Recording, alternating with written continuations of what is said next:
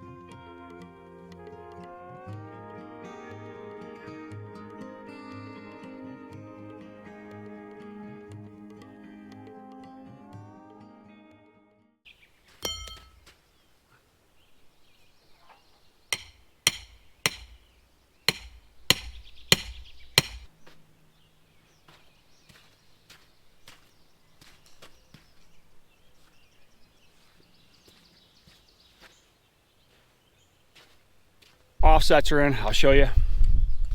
I put them at 10 foot, pull the string, there's one here and one all the way down on the other end. So now I can pull out these corners. Get that back there. Throw it back there by that one. When I get done grading this, when I want to find corner of my building, I'll just pull a string line between these two offset stakes, measure back in 10 feet. Down a string line on each end, and that'll be my corners of my building. So one last thing to do before we start digging, I'm going to lay a 6-inch offset to the outside of this mark, because here this is the actual corner of slab, but he wants to be 6 inches outside just to give himself a little room. So basically I'll just pull my tape off that 6 inches roughly and just dot some lines, and then we'll be good to go.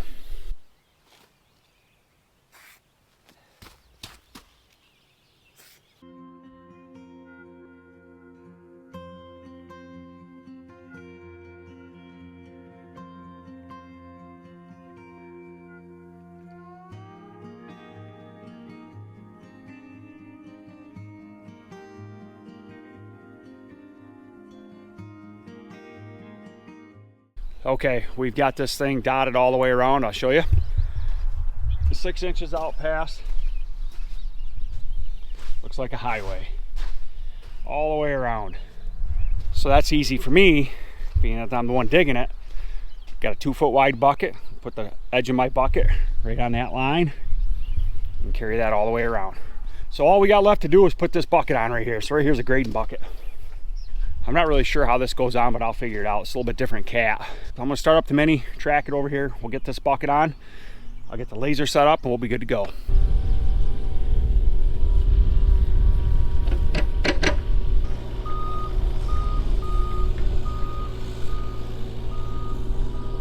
All right, so we got a trench going on right here right now.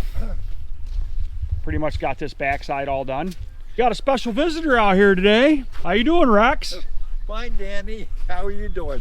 Good. What are you doing today? Bothering you. So I heard you worked in the woods a couple days. Couple days. How'd that go? Good. I love it.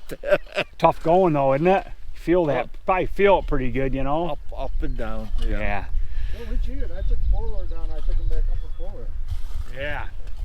set up pretty nice, you know. Oh yeah. You don't have yeah. to. No. You can get most everything with the wheeler. Yep. Oh, we're out here working like usual. Yeah. You put some new paths up through there with a dozer. I did. Last weekend I worked on it. Tough though, it's mud. Yeah. Just it's all this rain. The woods is saturated. Yep. So. Yep.